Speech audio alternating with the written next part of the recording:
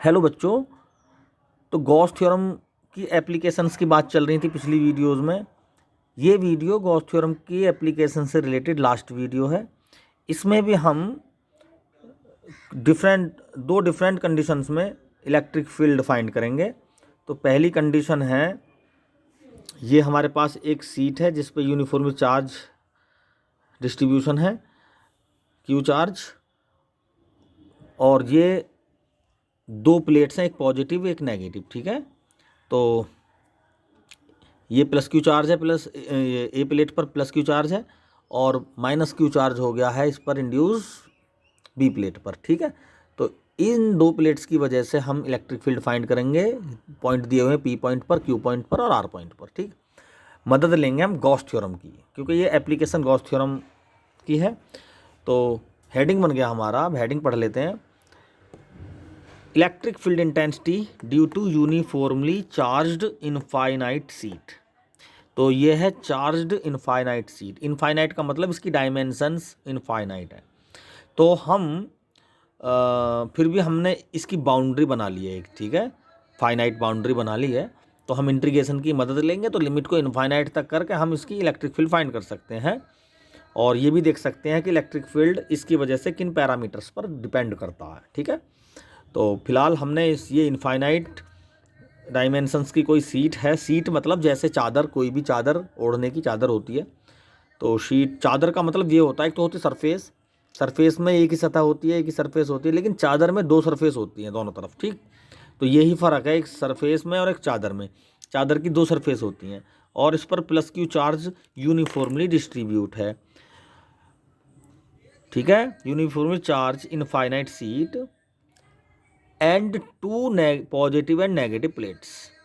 किसकी वजह से? Due to positive and negative plates. ये रही, एक तो पॉजिटिव प्लेट है और दूसरी क्या है? Negative plate. इन दो प्लेट्स की वजह से भी हमें इलेक्ट्रिक फील्ड फाइंड करना है। तो इस पर क्या है? Plus charge, plus q charge uniform distribute है और उतना ही चार्ज इस पर इंड्यूस हो गया है। तो यहाँ इस पॉइंट पर, पी क्यू पॉइंट पर भी फाइंड करना है, और इसके एक्सटर्नल दो पॉइंट है उन पर भी हमें गॉस थ्योरम की मदद से उसको अप्लाइड करके इलेक्ट्रिक फील्ड फाइंड करना है। तो सबसे पहले बात करते हैं हम इस यूनिफॉर्मली चार्ज इनफाइनाइट शीट की। यहाँ पर हमने इसकी बाउंड्री बना ली है।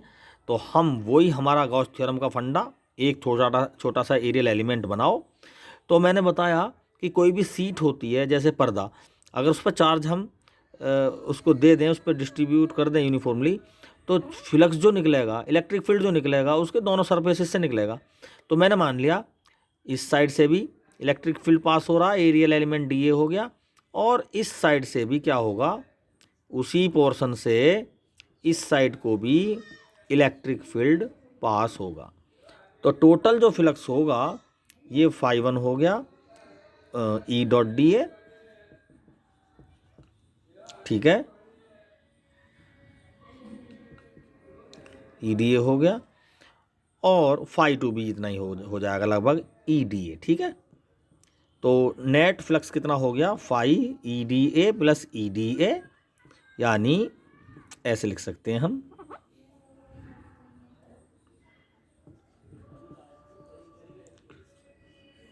ई D A plus E D A. Integral form लिख दी हमने इसकी, और फाई की जगह क्यू अपॉन एप्सिलॉन नॉट लिख सकते हैं।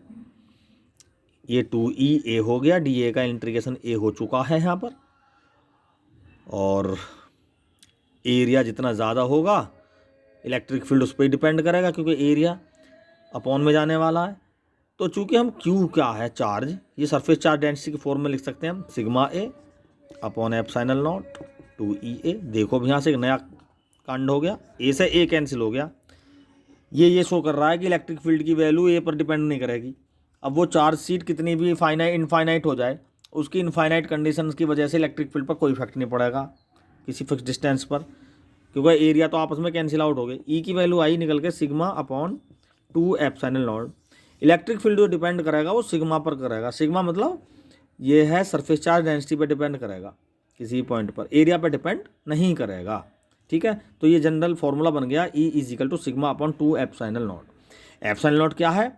उसके बाहर का मीडियम, एयर हम मान लेते हैं। अगर ये चादर वाटर में डाल दी जाए तो एप्सिलॉन नॉट, इसकी वैल्यू बढ़ जाएगी, क्योंकि एप्सिलॉन नॉट नहीं है, ये एप्सिलॉन नॉट इंटू के है।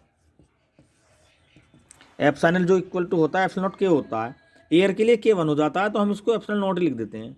लेकिन अगर किसी मीडियम में डाल दिया हमने चादर, वाटर मीडियम या कोई भी और, तो यहाँ पर के लिखना पड़ेगा, डाइलेक्ट्रिक कांस्टेंट पे डिपेंड करेगा। अगर हमने वो चादर पानी में डाल दी तो के की वैल्यू 81 होती है, तो 1/81 टाइम्स डिक्रीज हो जाएगा इलेक्ट्रिक फील्ड। ठीक है, तो इसको हमें समझना होगा। तो ये जनरल एयर ही मानते हैं हम इसको, तो इसको हम ऐसे लिख लेते हैं।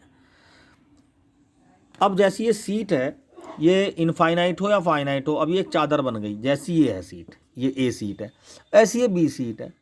तो इस सीट की वजह से ए क्यू पॉइंट पर जो इलेक्ट्रिक फील्ड होगा E1 होगा, डायरेक्शन ये होगी दूर की तरफ, और बी की वजह से जो यहाँ पर इलेक्ट्रिक फील्ड होगा वो होगा माइनस,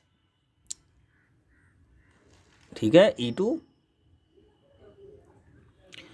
डायरेक्शन, क्योंकि इलेक्ट्रिक फील्ड एक वेक्टर क्वांटिटी है, हम डायरेक्शन ही लेंगे, माइनस प्लस में हम बात नहीं करेंगे। यहाँ पर एक चीज़ और देखनी है हमें, हमने EDA और EDA, ये इनफाइनाइट सीट की बात कर रहे हैं, EDA और EDA दोनों को हमने ऐड किया है, ठीक है।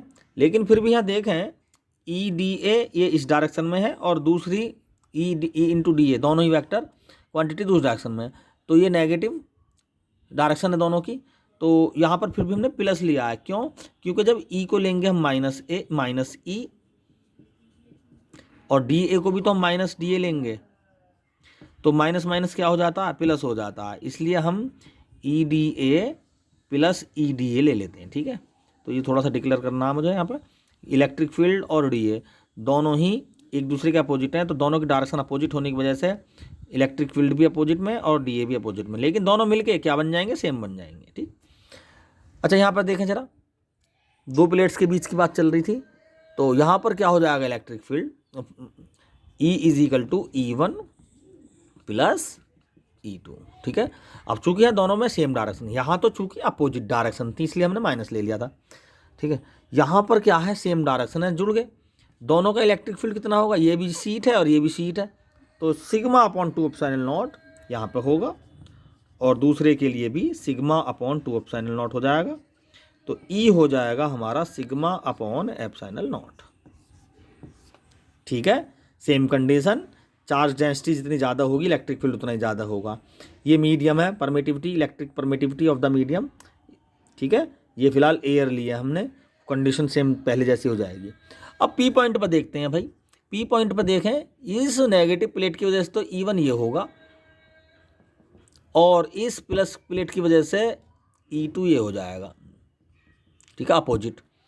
अब चूंकि इस वेक्टर की क्वांटिटी इससे कुछ कम रहेगी, ए से, ए की वजह, ए जो प्लेट है इसके वेक्टर E2 की क्वांटिटी कुछ कम रहेगी, क्योंकि ये डिस्टेंस दूर है थोड़ा सा, और ये प्लेट नज़दीक है तो इसके वेक्टर की क्वांटिटी ज़्यादा रहेगी। लेकिन चूंकि हम इनको ज़्यादा डिफरेंस नहीं मानते, दोनों ही प्लेट एक दूसरे के नज़दीक है, और ये नियर पॉइंट कहते हैं, P हो ये R, ये हमने नियर पॉइंट मान रखे हैं, तो डिस्टेंस पर हम इन पर इग्नोर करेंगे इस डिस्टेंस को, और हम E और E2 को दोनों को सेम डिस्टेंस सेम वैल्यू मानकर सेम वैल्यू ही मानेंगे। तो इसके अकॉर्डिंग चूँकि डिस्टेंस हमारे पास या तो हो या है नहीं, तो अब चूँकि डिस्टेंस कम है तो उसको इग्नोर कर देंगे हम ना, तो उस वजह से ये E1 और E2 इक्वल एंड अपोजिट होने की वजह से हम यहाँ कह देंगे इलेक्ट्रिक फील्ड क्या है यहाँ पे 0, और सेम इस तरह से यहाँ पर भी क्या हो जाएगा, इलेक्ट्रिक फील्ड 0, यानी आउटर रीजन में इलेक्ट्रिक फील्ड 0 होगा और इनर में हो जाएगा sigma upon epsilon not.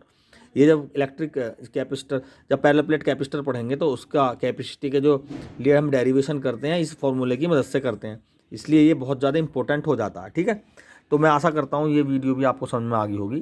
Thank you.